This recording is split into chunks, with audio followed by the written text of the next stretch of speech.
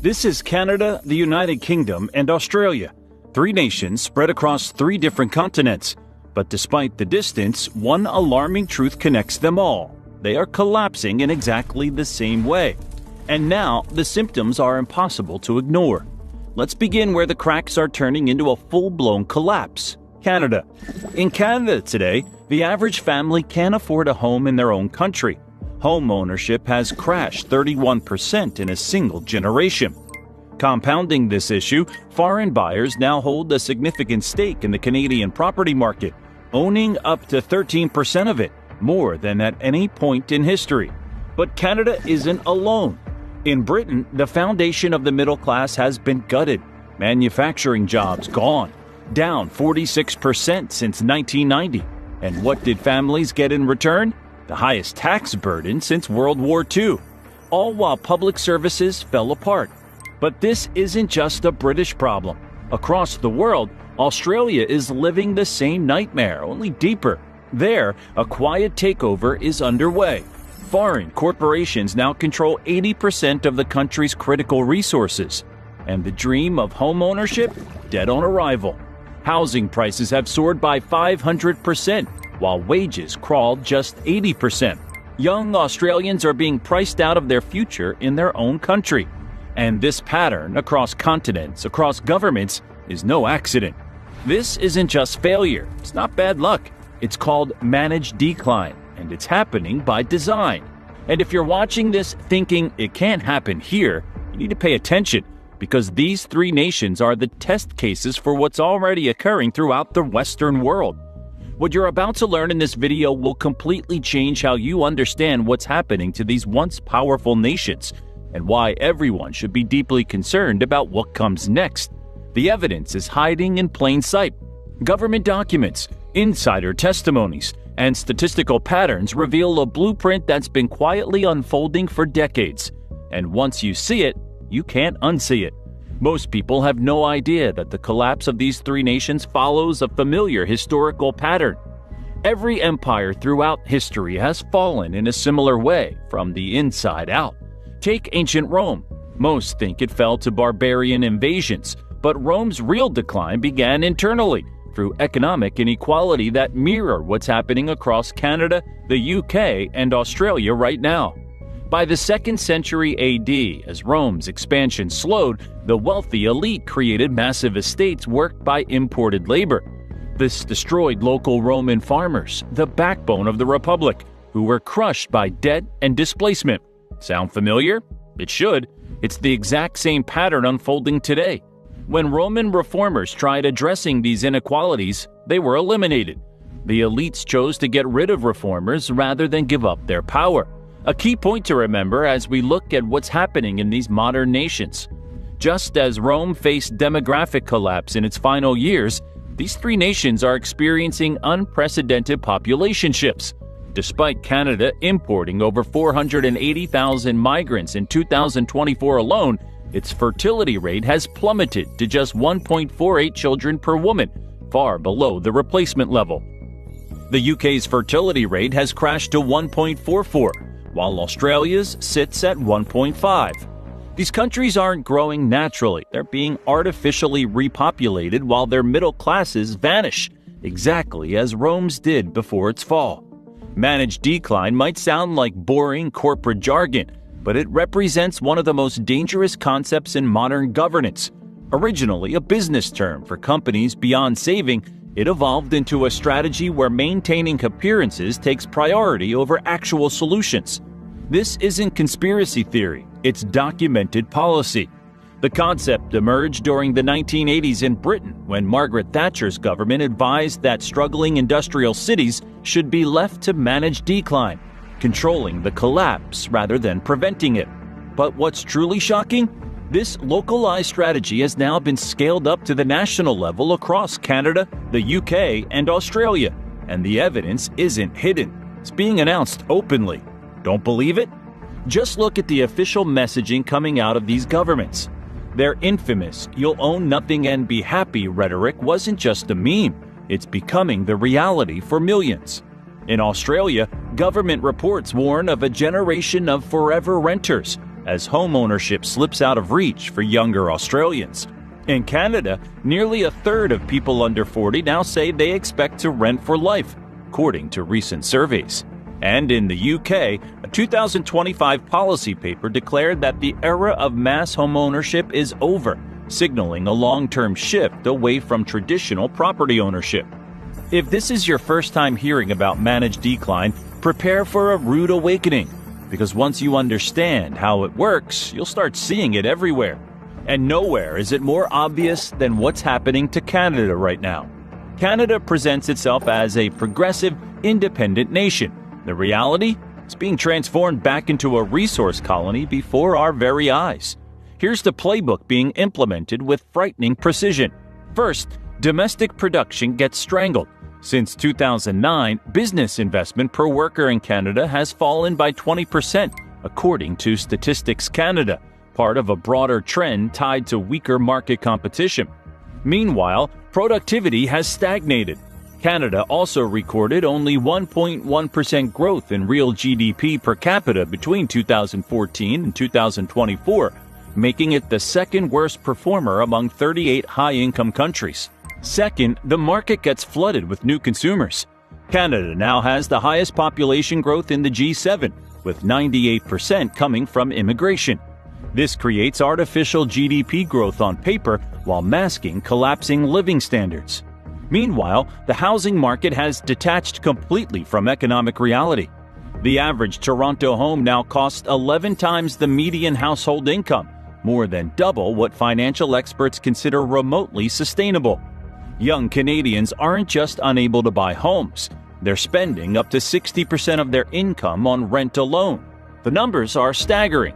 In March 2025, the average home price in Toronto hit $1.4 million, while Vancouver topped $1.7 million.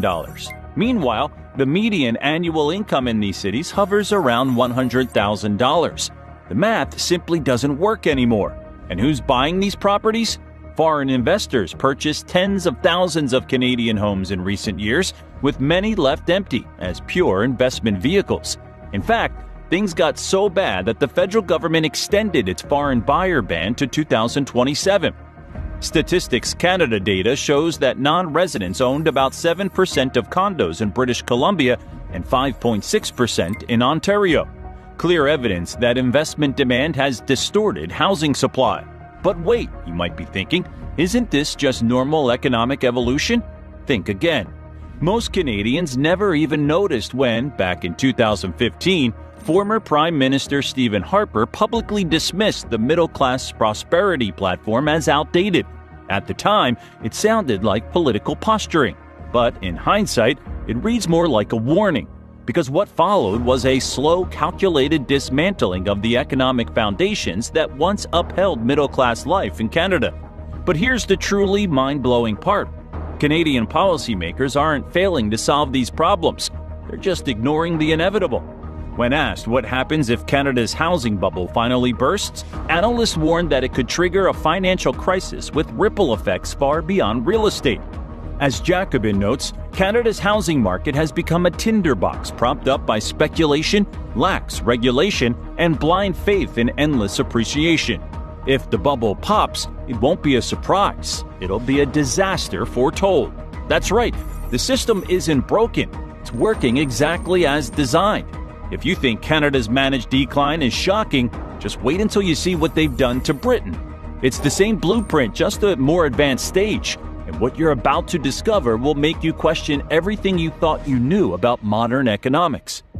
The United Kingdom, once the workshop of the world and birthplace of the Industrial Revolution, is now experiencing the fastest deindustrialization of any developed nation in history. British manufacturing, which represented 30% of GDP in the 1970s, has collapsed to just 9% today. Meanwhile, London's financial services sector has exploded, creating enormous wealth for a tiny minority while the rest of the country withers. What makes Britain's situation particularly alarming is the tax burden citizens now face. UK residents endure the highest taxation levels in over 70 years, higher than in countries like Canada, Switzerland, and Ireland, yet receive deteriorating public services in return. and it's forecast to get even worse. Government projections show the tax burden climbing further in the coming years, setting new post-war records while offering little relief to a population already feeling squeezed.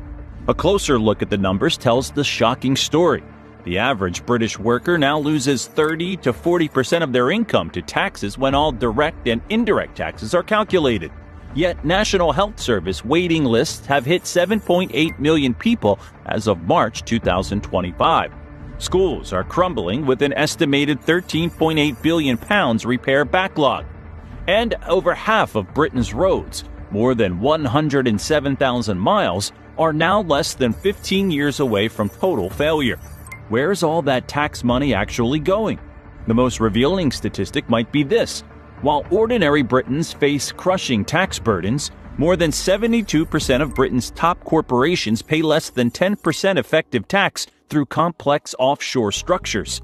And these same corporations are snapping up the very infrastructure being neglected by the government. Thames Water, the utility serving 15 million people, is now majority owned by foreign investment funds, including entities from Canada, Abu Dhabi, and China.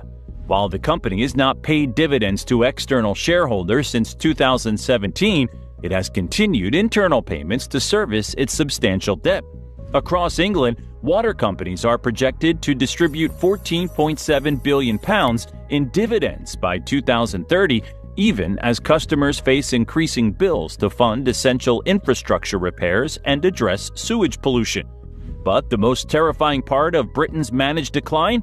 The erasure of property ownership. Home ownership among Britons under 35 has plummeted from 65% in 1996 to just 28% today. Meanwhile, over 40% of rental properties are now owned by overseas investors who leave many units deliberately vacant as pure investment vehicles. And who's buying these properties?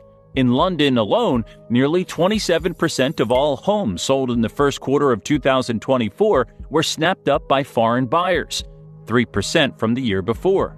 Chinese and Middle Eastern investors led the surge, while American investment giants like BlackRock continued expanding their portfolios by acquiring large numbers of former public housing units. The message couldn't be clearer. Ordinary citizens are being transformed from property owners into permanent renters, from stakeholders into dependents. This isn't just the side effect, it's the primary objective. How far will they go with this plan? Look no further than Australia, the testing ground for the most extreme version of this economic transformation. What's happening there right now is a preview of what's coming for the rest of the Western world.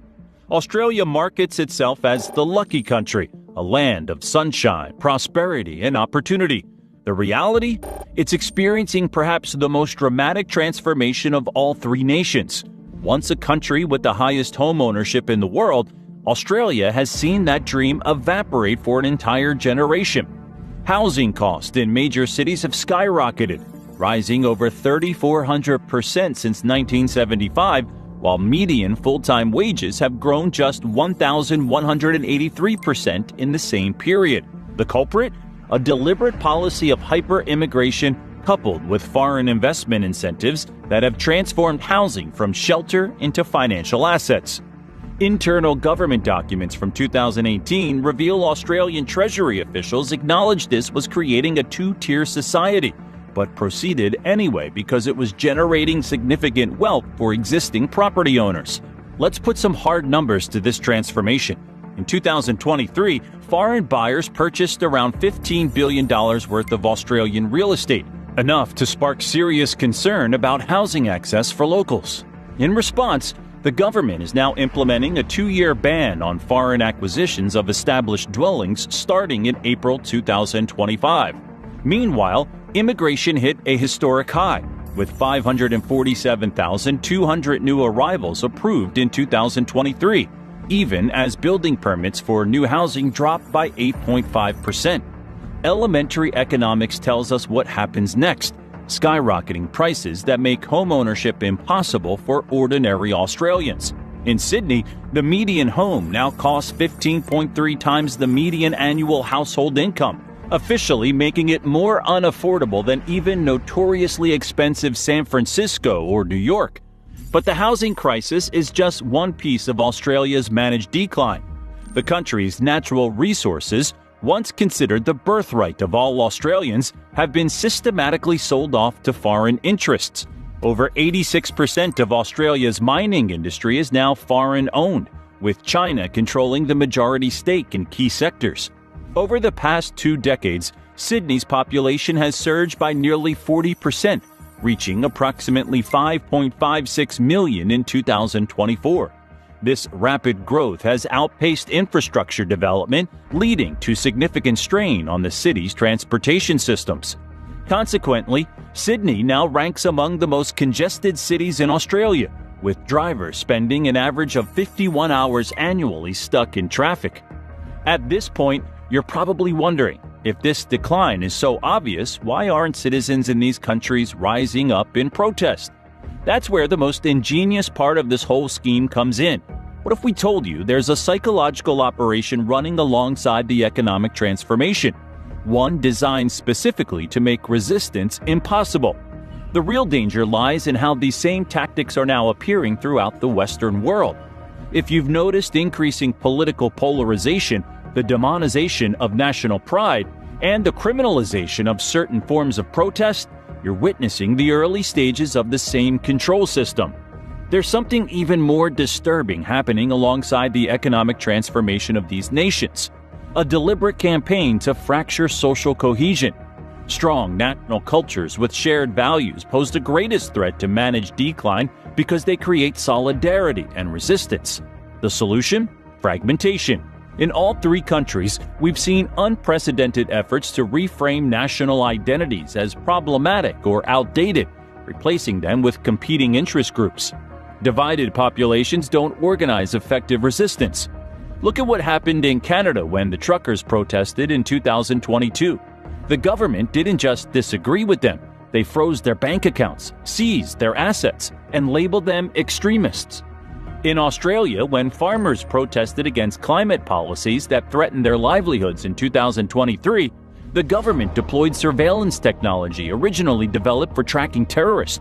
And in Britain, the 2023 Public Order Act gives authorities sweeping powers to shut down any protest deemed disruptive, a term so vague it can apply to virtually any meaningful demonstration. The messaging is carefully crafted, too. In all 3 countries, government-funded media push identical narratives. Homeownership is outdated, national sovereignty is xenophobic, and opposing mass migration is racist. Anyone questioning these narratives finds themselves algorithmically suppressed on social media, excluded from mainstream platforms, and in some cases, investigated by authorities.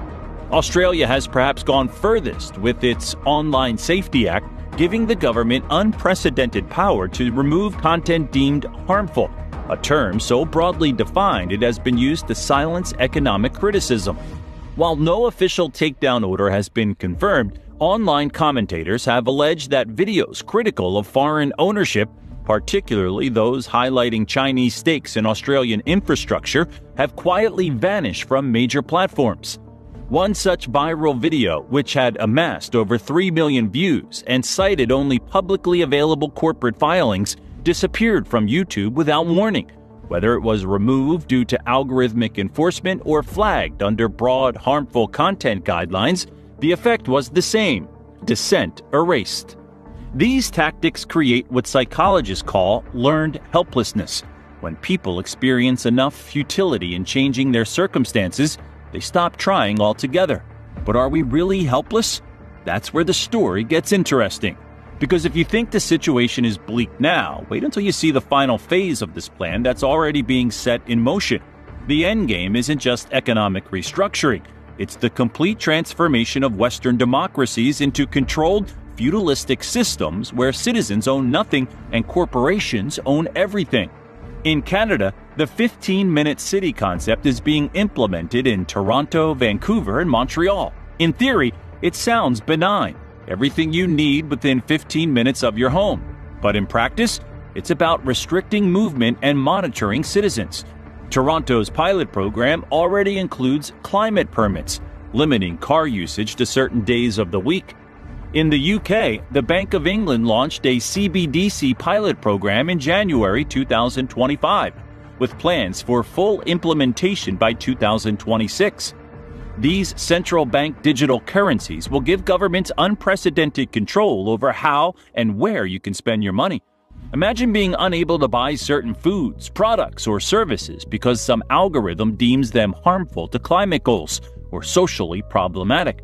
And in Australia, the Digital ID Act passed in February 2025 creates a mandatory biometric identification system ostensibly to streamline government services.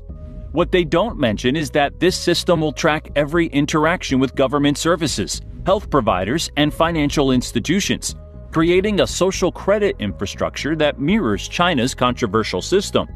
Now, this pattern isn't limited to just these three countries. The same warning signs are flashing across the Western world. Let's look at what's happening in the United States, for example. In 2010, the U.S. homeownership rate stood at 69%. By 2016, it had fallen to 63%, with the steepest declines among those under 35.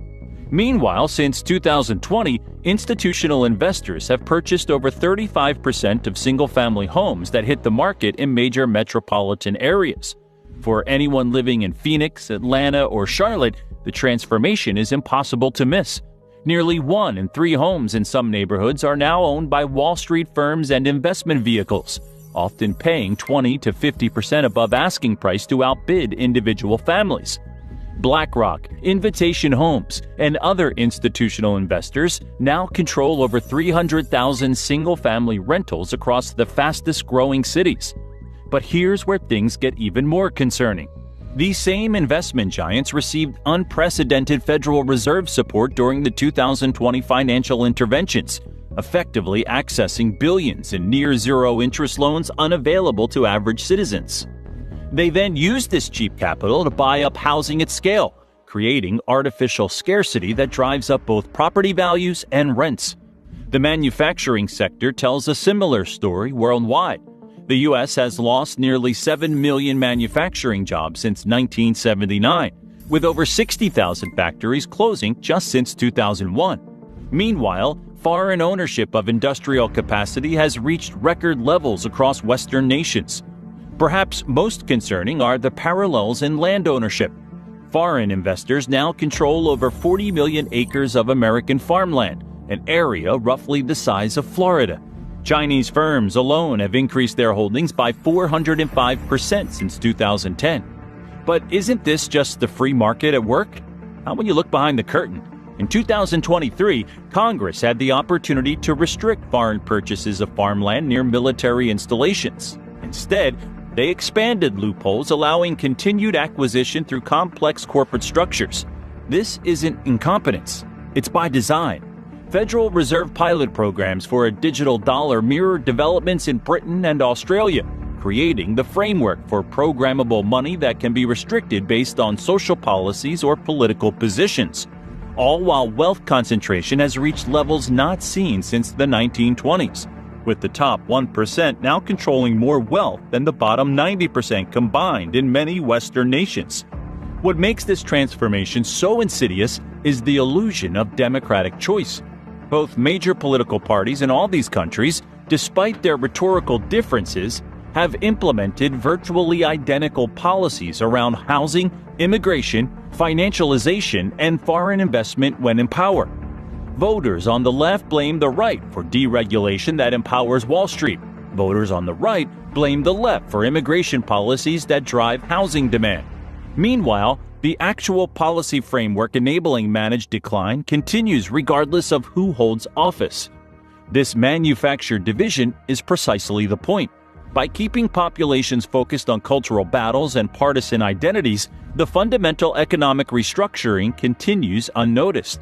As the Roman poet Juvenal observed 2,000 years ago, give them bread and circuses and they will never revolt. Swiss economist Ernst Wolff offers a compelling explanation for what we're witnessing globally. He calls it the Great Taking, a systematic transfer of real assets from middle-class citizens to a concentrated few before an engineered financial crisis. The pattern is remarkably consistent across Western democracies. First, create asset bubbles through loose monetary policy. Then enable massive institutional buying of real assets. Next, implement digital currencies and financial controls. The fourth step appears to be triggering a controlled economic crisis. And finally, consolidate ownership through foreclosures and bankruptcies. We've already witnessed the first three stages playing out. The fourth appears increasingly imminent as central banks worldwide signal major monetary shifts, preparing the stage for what the World Economic Forum openly describes as the Great Reset. The uncomfortable truth is that nations failing to provide futures for their citizens have already sealed their fates. When managed decline becomes official policy, whether stated openly or pursued covertly, the social contract fundamental to Western democracy breaks down entirely. Like Rome, these modern nations won't collapse overnight, but will face prolonged deterioration while maintaining a facade of normalcy. The signs are already unmistakable throughout the Western world: declining birth rates, exodus of talent, and erosion of social cohesion. This isn't just about faraway countries. It's a global pattern affecting people everywhere. When major investment firms purchase entire neighborhoods, when manufacturing jobs vanish despite campaign promises, when foreign entities buy up farmland and critical infrastructure, you're seeing managed decline in action.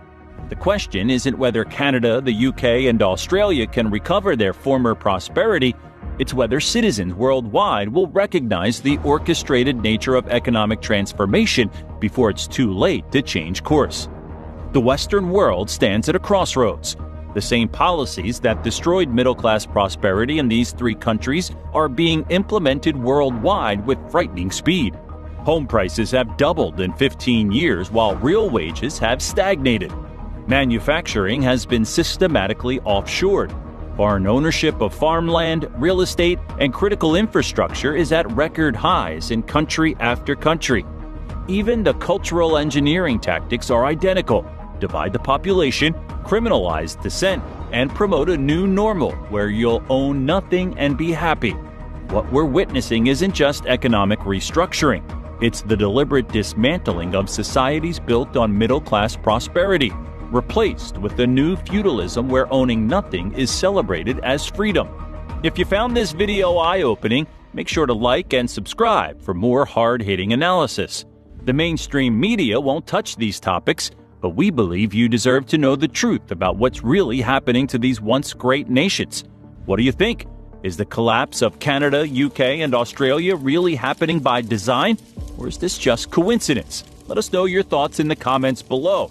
If you enjoyed this video, check out China's collapse into poverty is worse than you think, right here. Don't forget to subscribe and tap that notification bell so you never miss our upcoming videos. Thanks for watching.